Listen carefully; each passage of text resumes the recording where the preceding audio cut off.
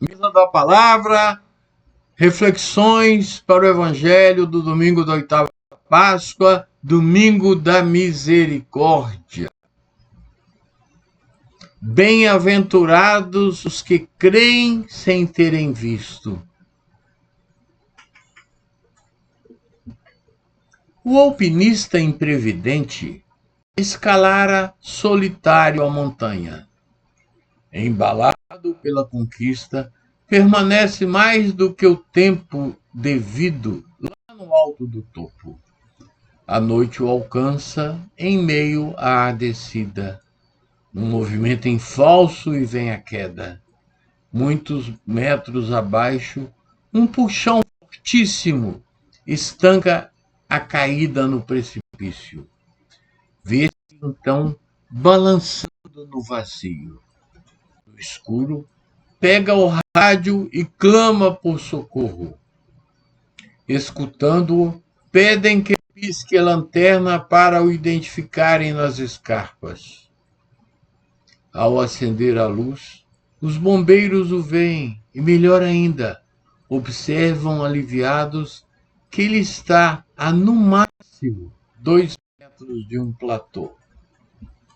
A ordem, então, vem assertiva. Já o vimos, mas não temos como chegar até você durante a noite. Corte a corda e proteja-se do frio. Ao amanhecer, subiremos para resgatá-lo. Madrugada gelada, os bombeiros sobem e o encontram pendurado e congelado, a menos de 2 metros do chão. Nos domingos da Páscoa, encontraremos na liturgia algumas aparições do Senhor, a pregação dos discípulos após a ressurreição, bem como a vida nas primeiras comunidades.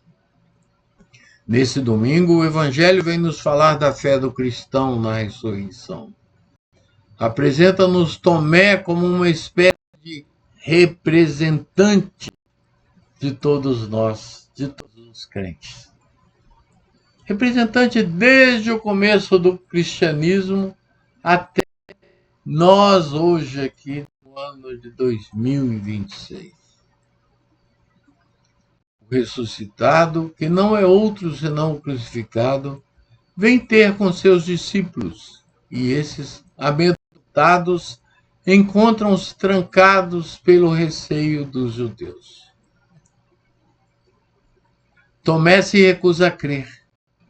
Tem a necessidade de ver primeiro, para depois assumir a fé.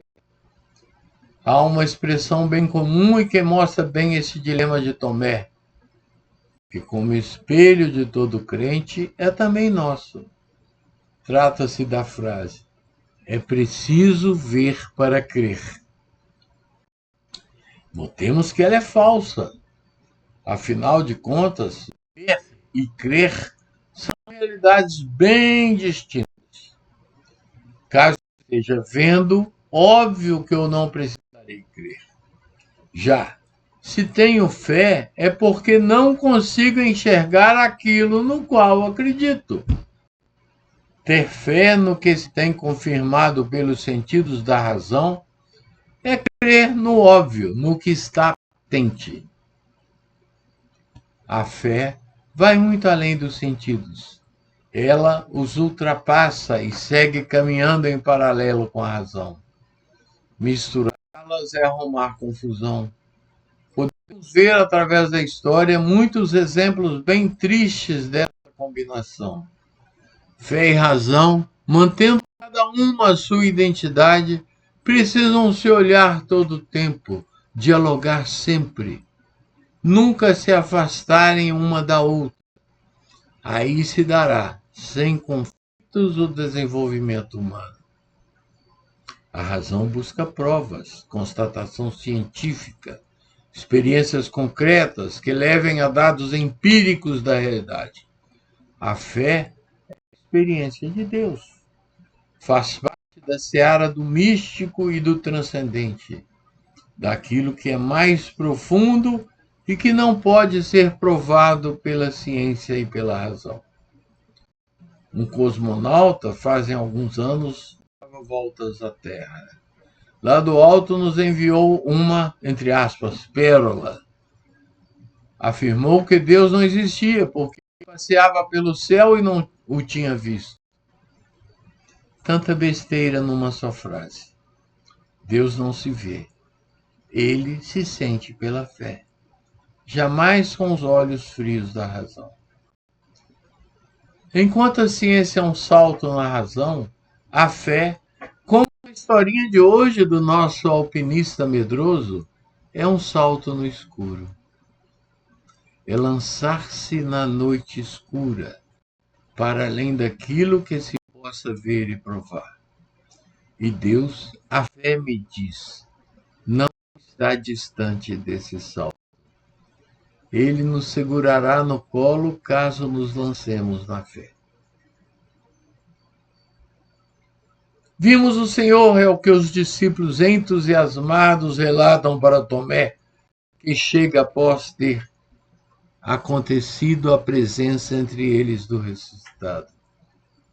Como costuma acontecer conosco, ele não acredita, exigindo prova para que possa crer.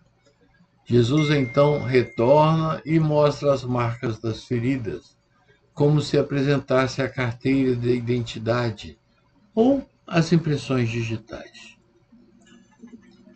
Aqui cabe nos perguntarmos: será que os discípulos, ao dizerem que viram o Senhor, o teriam visto com os olhos da cara ou com os olhos do coração? Parece-me ter sido com o olhar interior que eles sentiram a presença do Cristo entre eles. Se tivesse sido com o sentido da visão, não seria necessária a fé, pois seria somente a constatação da realidade. É preciso ver com os olhos do coração, é o que Jesus Cristo ressuscitado nos pede. O essencial é invisível aos olhos, nos ensina o Pequeno Príncipe. Tanto é assim que naquela hora nosso Senhor nos apresenta uma nova bem-aventurança. Bem-aventurados são aqueles que acreditaram sem terem visto. Precisamos procurar o profundo das coisas, enxergar além das aparências, do físico das pessoas e de Jesus. Além disso, é preciso ter cuidado porque os sentidos podem ser enganadores. Nem sempre o que vemos é o que parece. As aparências enganam. Também nos ensina um antigo ditado. E João diz, nesse trecho do seu Evangelho, que Jesus nos envia. Ser cristão é ser missionário. Não existe segmento sem que se saia de si e caminhe na direção do outro. Seguir rumo ao próximo, mesmo que se viva solitário no monastério, por exemplo, importante é que se participe pela oração da vida e da realidade do mundo. Vivendo assim se estará em missão, mesmo no monastério, tanto quanto alguém enviado a um país distante. O exemplo de Santa Teresinha, padroeira das missões, tendo passado a maior parte da sua vida fechada no convento, é prova disso. Mas ainda que o movimento exterior do corpo, vale é a disposição do coração para caminhar com os irmãos, mesmo que distantes fisicamente. A primeira leitura, tirada dos Atos dos Apóstolos, é base para a reflexão quando tratamos da vida em comunidade. Não interessa aqui discutir se era assim realmente, ou se ela nos é apresentada por Lucas como um modelo a ser perseguido, tanto pelas comunidades do início da igreja, quanto pelas nossas, 2000 anos depois. O chamado é para que persigamos esse comportamento ou esse ideal.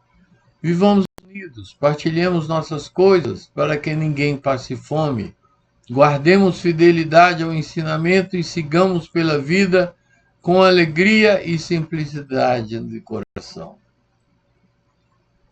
Quem sabe posso ajudar na reflexão. Eu creio sem ter visto ou sou como Tomé e quero ter provas? Sinto-me enviado à missão pelo ressuscitado? Minha comunidade caminha na direção do exemplo das primeiras comunidades? Um bom domingo a todos, ainda nessa alegria pascal.